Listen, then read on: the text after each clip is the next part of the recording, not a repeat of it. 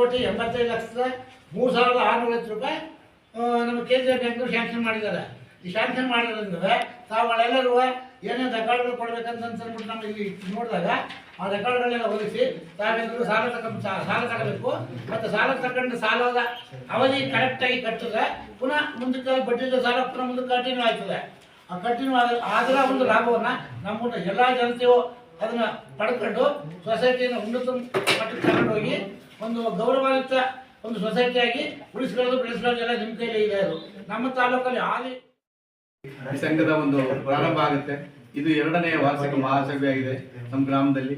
ಇನ್ನೂ ಅಗ್ರದಲ್ಲಿ ಇರ್ತಕ್ಕಂಥ ಎಷ್ಟೋ ಜನ ಸದಸ್ಯರ ಪಟ್ಟಿ ನಮ್ಮಲ್ಲಿ ಇಲ್ಲಿಗೆ ಬಿಡುಗಡೆ ಆಗಬೇಕಾಗಿರುತ್ತೆ. ಆ ಒಂದು ಪಟ್ಟಿ ಬಿಡುಗಡೆ ಆದ ನಂತರ ಹಾಗೂ ಗ್ರಾಮದಲ್ಲಿ ಇನ್ನೂ ಟಾಮ್ನ ಬಾರಿಸಿ ಅಧ್ಯಕ್ಷರಲ್ಲಿ ಮನವಿ ಟಾಮ್ ಮಾಡಿಸಿ ಪ್ರಚಾರ ಪಡಿಸಿ ಯಾರು ಇದ್ದಾರೆ ಅದನ್ನ ಸದಸ್ಯರ ಒಂದು ನೋಂದಣಿಯನ್ನು ಮಾಡಿಸ್ಬೇಕು.